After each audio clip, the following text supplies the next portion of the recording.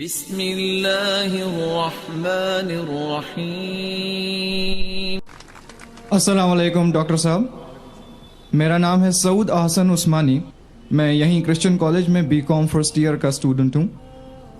آپ نے ہم لوگوں کو دعوت کے بارے میں بتایا کہ ہم لوگ غیر مسلمان لوگوں کو اسلام کی طرف بلائیں، تو میں یہ جاننا چاہتا ہوں کل کو انشاءاللہ جب میں اس کام کے لیے، اس نیک کام کے لیے آگے دنیا میں نکلوں گا، تو کسی غیر مسلمان نے مجھ سے سب سے پہلے یہ پوچھ لیا کہ میں اپنا مذہب چھوڑ کے، جس کو میں اتنے سالوں سے پریکٹس کر رہا ہوں، آپ کا اسلام کیوں پکڑ لوں؟ یا ایک سٹیپ آگے جا کے اس نے یہ کہہ دیا آپ اپنا اسلام چھوڑ کے میرے مذہب میں کیوں نہیں آ جاتے؟ تو ان دونوں سوالوں کا میں کیا جواب دوں؟ شکریہ۔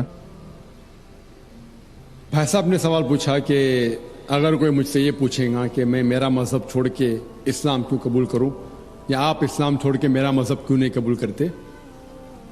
وہ ایسی مثال ہے کہ ایک سکول اگر حساب میں یہ بچوں کو سکھاتی ہے کہ 2 + 2 5، اور دوسری سکول سکھاتی ہے 2 + 2 4، تب کون سی سکول میں داخل ہوں گے؟ وہ سکول جو حق کی بات کر رہا ہے، لیکن عام انسان کو حساب کے بارے میں پتا ہے کہ 2 + 2 4 ہے اور 2 + 2 5 نہیں ہے۔ تو اسی لیے جب آپ کالج میں ایڈمیشن لیتے، آپ اس کالج میں ایڈمیشن لینے کی کوشش کریں گے جو کالج میں سب سے بہترین پڑھائی ہوتی ہے۔ اسی طریقے سے آپ اس مذہب میں داخل ہو جس مذہب میں سب سے بہترین انسانیت کے بارے میں کہا گیا ہے۔ اسی لیے میں کہتا ہوں غیر مسلمانوں سے چیلنج کرتا ہوں کہ آپ مجھے اسلام سے اچھا مذہب دکھاؤ اور میں اسلام چھوڑ دوں گا، آپ کے مذہب میں داخل ہو جاؤں گا۔ لوگ کہتے ہیں ذاکر کفر کی بات کر رہا ہے، کفر کی کدھر بات ہے؟ حق کی بات ہے۔ میں جانتا ہوں کہ اسلام سے اچھا مذہب ہے ہی نہیں، کیونکہ اللہ تعالیٰ طریقہ دکھاتے کس طریقے سے دعوت دینا۔ یہ جو آپ کو ہدایت ملتی ہے اللہ کے قرآن سے، اللہ تعالیٰ فرماتا ہے اگر کوئی بھی کہتا ہے کہ اللہ نے بیٹا جنا، تو آپ کہو کہ میں سب سے پہلے اس کی سجدہ کروں گا۔ اس کا مطلب نہیں کہ اللہ نے بیٹا جنا، اللہ بیٹا جن ہی نہیں سکتا۔ اگر اللہ بیٹا جنے گا تو میں سب سے پہلا سجدہ کروں گا، جو قرآن کی آیت ہے۔ تو اسی طریقے سے میں کہتا ہوں اگر آپ اسلام سے بہتر مذہب دکھاؤ مجھے، میں وہ مذہب کو قبول کروں گا۔ اگر آپ اس سے بہتر کتاب میرے سامنے پیش کرتے ہیں تو میں اس کتاب کو چھوڑ کے اس کتاب پہ عمل کروں گا۔ لیکن میں نہیں چاہتا ہوں کہ ہر کوئی مسلمان یہ کہے، کیونکہ یہ دعوتی میدان آپ کا فن نہیں ہے۔ یہ میں کہتا ہوں کیونکہ مجھے مطالعہ ہے۔ تو اس طریقے سے جب ہم کہتے ہیں تعالوا الی کلمۃ سواء بین بینکم، آؤ اس بات کی طرف جو آپ اور ہم میں یکساں ہے، تو اس طریقے سے جب بھی ہم غیر مسلمان سے بات کرتے ہیں تو سب سے بہترین جو آیت میں نے کہا تعالوا الی کلمۃ سواء بین بینکم، آؤ اس بات کی طرف جو آپ اور ہم میں یکساں ہے۔ تو آپ کہیں گے بھائی صاحب آپ ہندو ہے، آپ عیسائی ہے، میں مسلم ہوں، چلو جو ہم میں اختلاف ہے اس کو باجو رکھو، جو آپ اور ہم میں یکساں ہے کم از کم اس کے اوپر تو عمل کرے۔ کیونکہ آپ کو میرے مذہب میں نئے آنے کا مت آؤ، مجھے آپ کے مذہب میں نئے آنے کا مت آؤ، ٹھیک ہے؟ کم از کم جو آپ اور میرے مذہب میں یکساں ہے اس بات کے اوپر تو ہم ایک ساتھ میں عمل کریں گے، اور کوئی بھی نہیں کہے گا کہ نہیں۔ تو قرآن میں اللہ تعالیٰ فرماتے ہیں تعالوا الی کلمۃ سواء بین بینکم، آؤ اس بات کی طرف جو آپ اور ہم میں یکساں ہے۔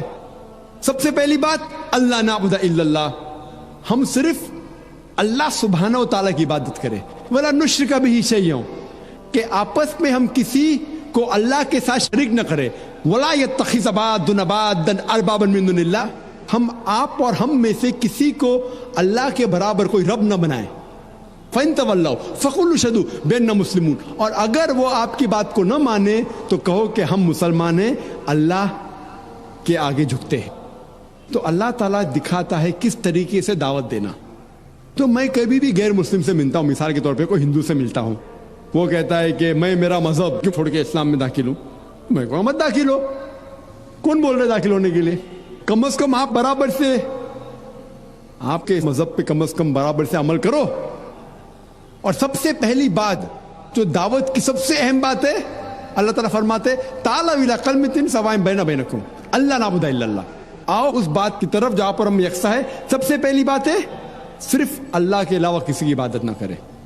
تو جب ہم کو ہندو سے پوچھتے ہیں کہ آپ کتنے خداؤں میں مانتے ہیں, کتنے بھگوان میں مانتے ہیں, کوئی کہیں گا 3, کوئی کہیں گا 100, کوئی کہیں گا 1000, کوئی کہیں گا 33 کروڑ.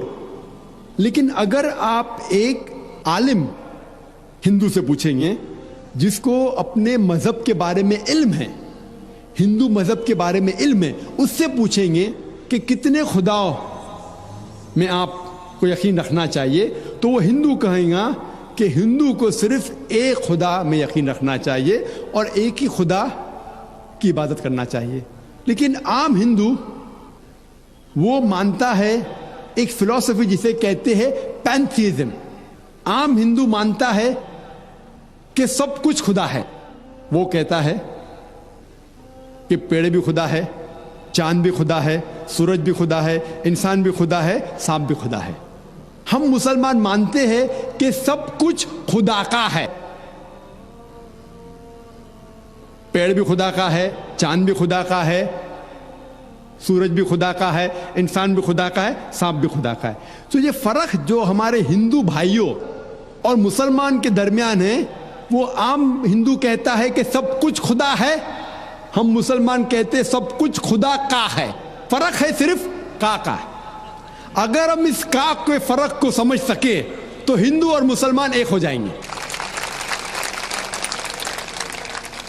صرف فرق ہے کا. کس طریقے سے ہم اس فرق کو سمجھیں گے؟ اللہ تعالیٰ فرماتے تعالوا الی کلمۃ سواء بین بینکم, آؤ اس بات کی طرف جو آپ اور ہم میں یکساں ہے. ہم سمجھے ان کے کتابوں سے خدا کا کیا تصور ہے. جب ہم ان کی مذہبی کتاب پڑھتے ہیں, Chhandogya Upanishad chapter number 6 section number 2 shloka number 1, اس میں لکھا ہے ایکم ایودتیم. یہ سنسکرت شلوک ہے جس کے معنی ہے بھگوان ایک ہی ہے, دوسرا نہیں ہے. آگے جب ہم پڑھتے اپنشد ہندوؤں کی ایک مقدس کتاب ہے, کئی مقدس کتابیں ہیں. لکھا ہے شویتا شتر اپنشد میں chapter number 6 chapter number 6 shloka number 9 میں ناکست کسج جنیتا نچدیپا, جس کے معنی ہے اس خدا کے نہ ہی کوئی والدہ ہے, نہ کوئی والد ہے, نہ ہی کوئی رب ہے. اس خدا کے نہ کوئی والدہ ہے, نہ والد ہے, نہ کوئی رب ہے. آگے لکھا ہوا ہے شویتا شتر اپنشد میں چیپٹر نمبر 4 شلوکا نمبر 19 میں نہ تسیہ پرتما استی, اس بھگوان کی طرح کوئی بھی نہیں ہے, اس خدا کی طرح کوئی بھی نہیں ہے. اور بھگوت گیتا میں صاف لکھا ہے چیپٹر نمبر 7 شلوکا نمبر 20 میں all those of materialistic people the intelligence is being stolen by material desires. means جو کوئی پیسے کے پیچھے بھاگتا ہے, جو لوگ پیسے سے متاثر ہے, وہ لوگ غلط خدا کی عبادت کرتے ہیں. all those whose intelligence has been stolen material desires they worship demigods. جس کے معنی ہے کہ جو لوگ پیسے کے پیچھے بھاگتے ہیں وہ لوگ غلط خدا کی عبادت کرتے ہیں. اور ہندو مذہب کی کتاب میں سب سے اونچی کتاب ہے وید. وید میں لکھا ہے یجروید چیپٹر نمبر 32 شلوکا نمبر 3 میں نہ تسیہ پرتما استی, اس خدا کا کوئی بھی عکس نہیں ہے. لکھا ہے یجروید میں چیپٹر نمبر 40 شلوکا نمبر 9 میں اندھاتم پویشنتی یا اسمبوتی مپاستے. اندھاتم میس اندھکار, اندھاتم میس اندھیرا, پرویشنتی مطلب داخل ہونا. وہ لوگ اندھکار میں داخل ہو رہے ہیں جو لوگ اسمبوتی کی عبادت کرتے ہیں. اسمبوتی مطلب نیچرل تھنگز, مثال کے طور پہ ہوا, پانی, آگ. جو لوگ اسمبوتی کی عبادت کرتے ہیں وہ اندھکار میں داخل ہو رہے ہیں. اور آگے لکھا ہوا ہے وہ لوگ اور گھور اندھکار میں داخل ہو رہے ہیں جو لوگ سمبوتی کی عبادت کرتے ہیں. سمبوتی مطلب انسان کی بنائی ہوئی چیزیں, مثال کے طور پہ ٹیبل, چیئر, بدھ. اگر آپ انسان کی بنائی ہوئی چیزوں کی عبادت کرتے ہیں تو اور گھور اندھکار میں داخل ہو رہے ہیں. کون کہتا ہے؟ Yajurveda chapter number 40 verse number 9। और जो ब्रह्म सूत्र है हिंदुइज्म का, वो एकम ब्राह्म द्वितीया नास्ते, नैना नास्ते किंचन, भगवान एक ही है, दूसरा नहीं है, नहीं है, नहीं है, जरा भी नहीं है। तो मैं कहूंगा हिंदू से, कम से कम आपकी किताब में देखो भगवान एक है, ना उसका बुत है। आप एक भगवान की इबादत करो और किसी की मत करो। तो पहले पे मैं उससे कबूल कराऊंगा ला इलाहा इल्लल्लाह कि भगवान एक है। उसके बाद आता है मोहम्मद रसूलुल्लाह। और मैंने एक तकरीर की है कि मोहम्मद सल्लल्लाहु अलैहि वसल्लम के बारे में दिगर मज़ाहिब के किताबों में क्या लिखा हुआ है, और एक तकरीर भी की है कि खुसूसन हिंदू मज़हब के किताब में मोहम्मद सल्लल्लाहु अलैहि वसल्लम का जिक्र। तो मैं उसे ये साबित करूंगा, वक्त नहीं है कि मैं एक तकरीर करूं मोहम्मद सल्लल्लाहु अलैहि वसल्लम के बारे में हिंदू मज़हब में, लेकिन मोहम्मद सल्लल्लाहु अलैहि वसल्लम का जिक्र हिंदू मज़हब की कई किताबों में है। आप अगर पढ़ेंगे भविष्य पुराना पर्व 3, पर्व 3, खंड 3, अध्याय 3, श्लोका 5 से 8 में मोहम्मद सल्लल्लाहु अलैहि वसल्लम का जिक्र है। भविष्य पुराना पर्व 3, खंड 3, अध्याय 3, श्लोका 10 से 27 तक के उसका जिक्र है मोहम्मद सल्लल्लाहु अलैहि वसल्लम का। मोहम्मद सल्लल्लाहु अलैहि वसल्लम का जिक्र है कुंटब सुक्ता में, अथर्ववेद किताब number 20, him number 127, shloka number 1 से 14।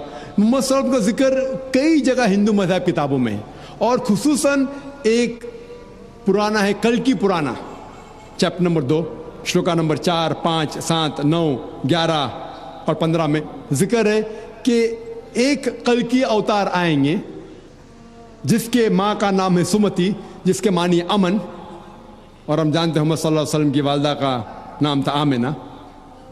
उसमें लिखा है उसके वालिद का नाम होगा विष्णु याश, मतलब भगवान के पूजने वाला, खुदा के पूजने वाला। और मोहम्मद सल्लल्लाहु अलैहि वसल्लम के वालिद का नाम था अब्दुल्ला। उसमें जिक्र है कि वो पैदा होंगे संभाला में। संभाला मतलब अमन की जगह, जिसे हम कहते हैं मक्का भी अमन की जगह है। उस भविष्यवाणी में लिखा हुआ है कि वो पैदा होंगे 12वीं तारीख माधव के महीने में। हम जानते हैं मोहम्मद सल्लल्लाहु अलैहि वसल्लम पैदा हुए 12वीं रबी अव्वल में। उसमें लिखा हुआ है कि वो आखिरी अंतिम ऋषि होंगे। हम जानते हैं मोहम्मद सल्लल्लाहु अलैहि वसल्लम आखिरी नबी है। सूरह अहज़ाब सूरह नंबर 33 आयत नंबर 40 में उसमें कई प्रोफेसीज, कई चीज़ें लिखे हुए कि उनके 4 साथियाँ होंगे जो खुलफा राशिदीन के बारे में। उनको एक घोड़ा दिया जाएगा तलवार के साथ। हम जानते हैं मोहम्मद सल्लल्लाहु अलैहि वसल्लम को बुराक दिया गया था, जिनने मिराज पे गए थे बुराक के साथ। और पूरी तकरीरें जो 1.5 घंटे की कर सकते सिर्फ मोहम्मद सल्लल्लाहु अलैहि वसल्लम का जिक्र हिंदू मज़हब की किताबों में। तो मैं कहूँगा वो हिंदू से, आपके मज़हब में लिखा हो कि अंतिम ऋषि आने वाले हैं, और मोहम्मद सल्लल्लाहु अलैहि वसल्लम का जिक्र नाम मोहम्मद से है, अहमद से भी है कई जगह पे। उत्तर चिक मंत्रा नंबर 1500 आप अगर पढ़ेंगे यजुर्वेद चैप्टर 31 वर्स नंबर 18, उनका जिक्र है। Atharvaveda book number 20 him number 126 verse number 14 में उनका नाम लिखा गया हिंदू मज़हब की कई किताबों में। नाराशंसा, नारा मीन्स नर इंसान, शंसा मीन्स जिसकी प्रशंसा होती है, तारीफ होती है, अन्य तारीफ करने के लायक आदमी। और जब मोहम्मद का तर्जुमा करते सल्लल्लाहु अलैहि वसल्लम का, उसके मानी भी ये तारीफ के लायक इंसान। तो मोहम्मद का तर्जुमा का संस्कृत में करेंगे, उसका होगा नरशंसा। और ये लफ्ज नरशंसा हिंदू मज़हब की किताब में कई जगह लिखा हुआ है, कई जगह, कई सैकड़ों जगह। Rigveda book number 1 him number 13 verse number 3, Rigveda book number 1 him number 18 verse number 9, Rigveda book number 1 him number 106 verse number 4, Rigveda book number 2 him number 3 verse number 2, Rigveda book number 5 him number 5 verse number 2, Rigveda book number 7 him number 5 verse number 2, Yajurveda chapter number 20 verse number 37, Yajurveda chapter number 21 verse number 57, Yajurveda chapter number 21 verse number 31, Yajurveda chapter number 21 verse number 55, Yajurveda chapter number 28 verse number 2, Yajurveda chapter number 28 verse number 42। सैकड़ों हवाले सिर्फ हिंदू मज़हब की किताबों से हम दे सकते हैं जिसमें मोहम्मद सल्लल्लाहु अलैहि वसल्लम का नाम आता है एज नरशंसा। सो मैं हिंदू से कहूँगा कि आपकी हिंदू मज़हब की किताब में लिखा हो कि एक भगवान है, एक ही खुदा है, ना उसका कोई बुत है, बुत परस्ती करना हराम है, और कई पैगंबर है, आखिरी पैगंबर मोहम्मद सल्लल्लाहु अलैहि वसल्लम है। तो मैं कहूँगा कि आपकी किताब में लिखा है कि एक खुदा है और आखिरी पैगंबर मोहम्मद सल्लल्लाहु अलैहि वसल्लम है, और आपको जो पैगाम वो लेके आता है उसकी बात को मानना चाहिए। और वो पैगाम क्या है? कुरान और सही हदीस। تو اگر آپ ہندو مذہب کی کتابوں کا مطالعہ کریں گے آپ کو یقین رکھنے پڑے گا ایک خدا میں اور محمد صلی اللہ علیہ وسلم. اسی طریقے سے ہم جب عیسائی سے بات کرتے ہیں اس کے بائبل سے ثابت کر سکتے ہیں خدا ہے. عیسیٰ علیہ السلام خدا نہیں ہے, وہ خدا کے بیٹے نہیں ہیں. بائبل کے اندر ذکر ہے کہ محمد صلی اللہ علیہ وسلم آنے والے ہیں. تو اس طریقے سے میں کہوں گا غیر مسلم سے کہ کم از کم آپ کی کتاب کو مانیں گے تو آپ کو یقین رکھنے پڑے گا ایک خدا میں. اور اللہ کا ذکر بھی ہے ہندو مذہب کی کتاب میں, عیسائی مذہب کی کتاب میں, لیکن اس کے لیے آپ کو تھوڑا جد و جہد کرنے پڑے گا, جہاد کرنے پڑے گا. جہاد مطلب نہیں جھگڑا, وہ غیر مسلمان سے جھگڑا نہیں کرنے پڑے گا. جد و جہد کرنے پڑے گا مطلب تھوڑی تحقیق کرنے پڑے گا, جہاد کرنے پڑے گا. میں کیا کر رہا ہوں؟ جہاد کر رہا ہوں. میں ہزاروں میل دور ادھر آیا کیا کرنے کے لیے؟ جہاد کرنے کے لیے, کسی کا قتل کرنے کے لیے نہیں. جد و جہد کرنے کے لیے کہ لوگوں کو اسلام کا پیغام دینے کے لیے آیا میں. تو اسی طریقے سے ہر انسان اگر قرآن اور حدیث کے اوپر عمل کرے اور اپنے دین کو پھیلائے تو انشاءاللہ آج کی تاریخ میں مسلمان کی حالت اور بہتر ہوگی انشاءاللہ.